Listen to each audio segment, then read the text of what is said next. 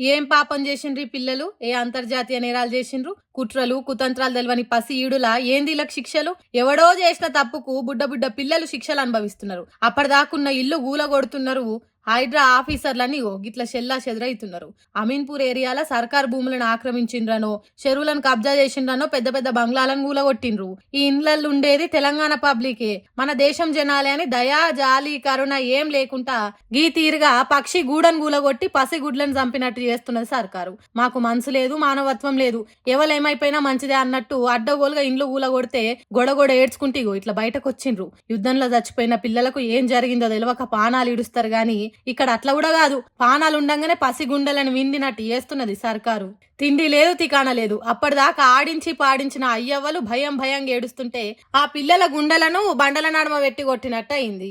నోటీసులు ఇచ్చి 1-2 రోజులు టైం ఇచ్చినా అన్ని చదువుకున్నాక బంగ్లాలు కూలగొడితే ఏమైందో, వీలేందో పాకిస్తాన్ దేశం పబ్లిక్ అన్నట్టు పగబట్టి మరి ఇండ్లు కూలగొట్టి గోస పెడితే ఏందన్నట్టు. బుడ్డ బుడ్డ పిల్లలను గోస పెట్టుకుంటే వాళ్ళ గోస తలుగుతుంది అనే సోయి కూడా లేకుంటే ఎట్లా? అమ్మా నాయన అని పిల్లలు ఏడుస్తుంటే ఆ తల్లిదండ్రుల మనసు ఎంత దన్లాడిందో ఏమో. అయ్యా హైడ్రా ఆఫీసర్లు, హైదరాబాద్ ను జర యుద్ధ భూమిని చేయకుండ్రి సార్లు, చిన్న చిన్న పిల్లలుంటే జరంత టైం ఇయ్యుండ్రి సార్లు, జరంతనన్న మానవత్వం ఉన్నది మాకు అన్నట్టయినా మెదులుండ్రి సార్లు అంటారు ఈ వీడియో చూసిన కూడా.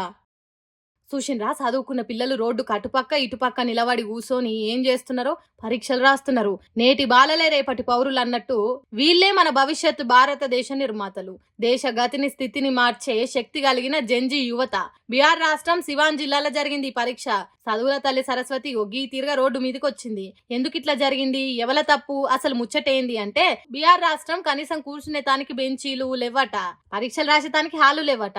అందుకే పంతులు పిల్లలను రోడ్డు పక్క అటు కొంతమందిని ఇటు కొంతమందిని దూరం దూరం నిల్చోబెట్టి కూసోబెట్టి పరీక్ష పేపర్లు వంచుకుంటే ఎగ్జామ్ పెట్టిండ్రు.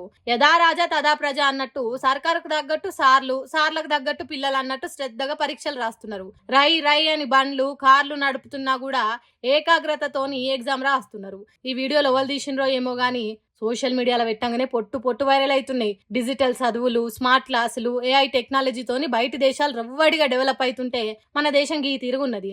వాహనాల రద్దీ, జనం రాకపోకల మధ్య ఆ పిల్లలు ఎంతో ఏకాగ్రతతోని పరీక్ష రాస్తుండడం చర్చనీయాంశంగా అయింది. సర్కార్ బడులలో చక్కదనం లేదని ప్రైవేట్ బడులు, కాలేజీలు, కోచింగ్ సెంటర్లకు పంపుతీగో గిట్లున్నది వ్యవహారము. పెద్ద పెద్ద చదువులు చెప్పే సర్కార్ కాలేజీలలో సీట్లు కొట్టేతానికో, సర్కార్ నౌకర్లు కొట్టేతానికో బీహార్లో కోచింగ్ సెంటర్లు పిల్లలను గీ తీరుగా పరీక్షలు రాయిస్తుందట. ఇటు పిల్లలు కూడా మాకు ఇది మస్తు కష్టం అన్నట్టు తిప్పల పడకుండా శ్రద్ధగా పరీక్షలు రాస్తున్నారు.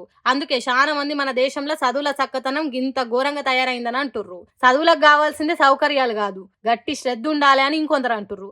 ఎవలేమన్నా ఎట్లన్నా గిసోంటి వీడియోలు బయట దేశాలలో చూస్తే భారతదేశం పరువే పోతుంది. కాబట్టి చదువులను రోడ్ల మీదకి ఎక్కియకుండా ఉండే గట్టి చర్యలు తీసుకోవాలని అంటుర్రు దేశం మీద ప్రేమున్నోళ్ళు.